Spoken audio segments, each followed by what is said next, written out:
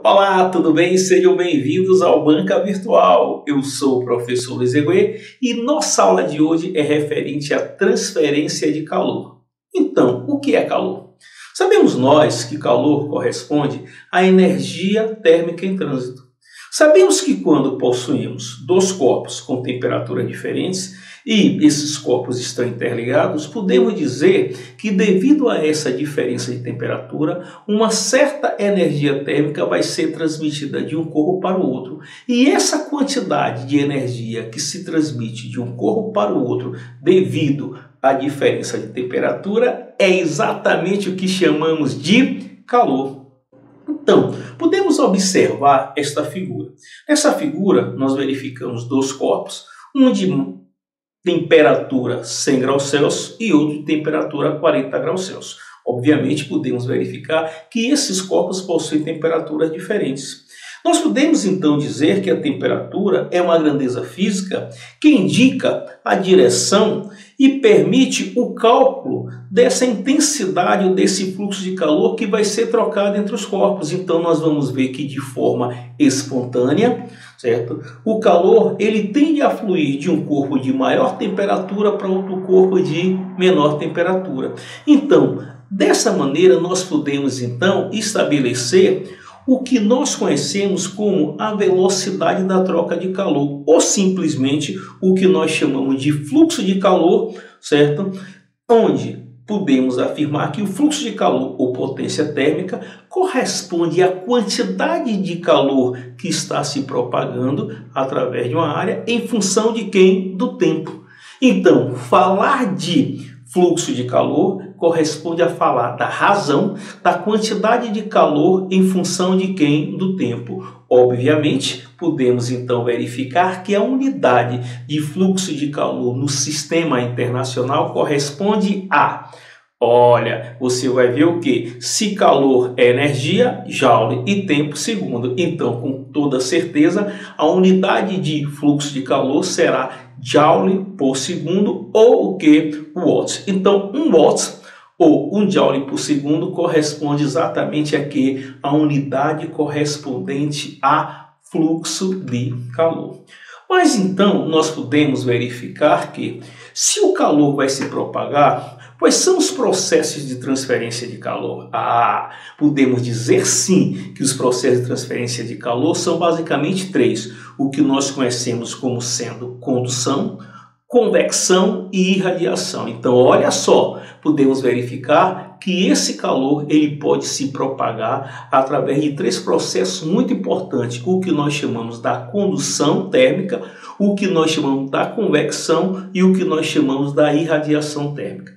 Então, já que nós observamos essa ideia do que é os processos de transferência de calor, vamos falar então de cada um deles. Vamos falar exatamente do processo de condução. O processo de condução corresponde à transferência de energia de partículas mais energéticas para as partículas menos energéticas por um contato direto. Observe sim que para existir a condução é necessária a existência de quê? De um meio, certo? Então é necessário, na verdade, que você tenha um meio onde essa energia possa ser passada de partícula a partícula, possa ser passada de molécula a molécula. Obviamente, a condução ocorre basicamente nos elementos que se encontram no seu estado no seu estado sólido. Então, é muito importante verificar que nessa passagem de energia, eu tenho a energia passando exatamente com molécula a molécula. Perfeito? Então, nós podemos verificar que quando nós temos um processo de condução, podemos então verificar uma determinada lei, onde esta lei, ela simplesmente define como calcular, certo? Esse fluxo de calor através do processo de condução. E essa lei, ela é dita como a lei de Fourier.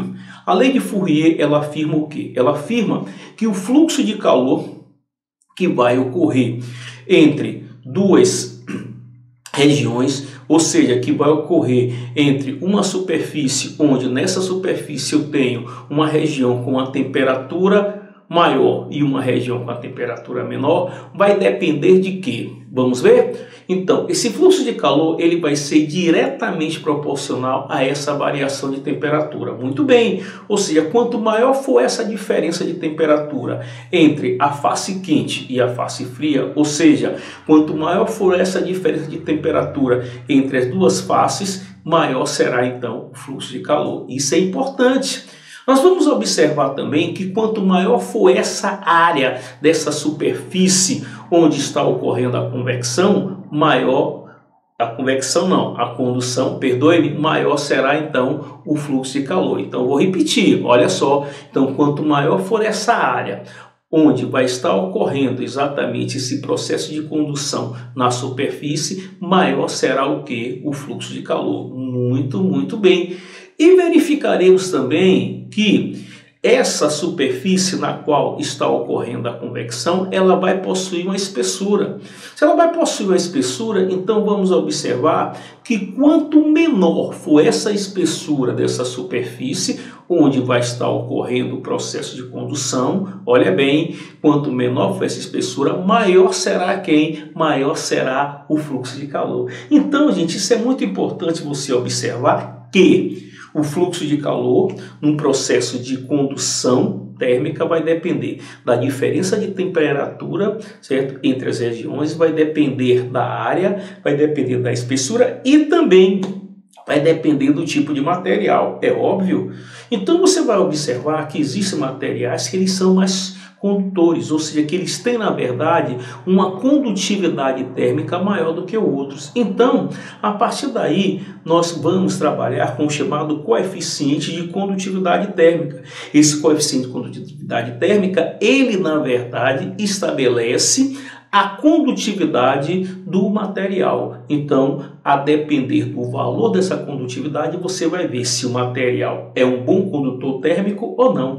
Então, olha só, a partir daí está estabelecida a famosa lei de Fourier. A lei de Fourier diz que o fluxo de calor é igual a constante de condutividade térmica vezes a área, vezes a diferença de temperatura, dividido pela espessura dessa superfície. Então, é a partir daí que nós podemos, então, determinar o que nós chamamos da condutividade térmica, olha só, em um processo de condução. Então, muito bem, agora é importante sempre você verificar a unidade na qual a condutividade térmica se encontra.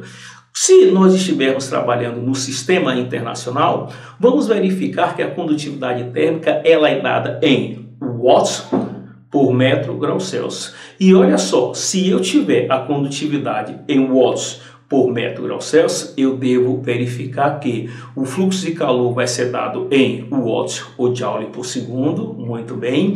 Vou verificar que a área deverá estar em metro quadrado, que a espessura da superfície deverá estar em metro e a temperatura poderá estar em graus Celsius ou grau Kelvin. Lembrando que a mesma variação de temperatura que eu tenho na escala Celsius é a mesma variação de temperatura que eu tenho na escala Kelvin. Então agora vamos ver algumas aplicações referentes à lei de Fourier para condução térmica. Vamos ver?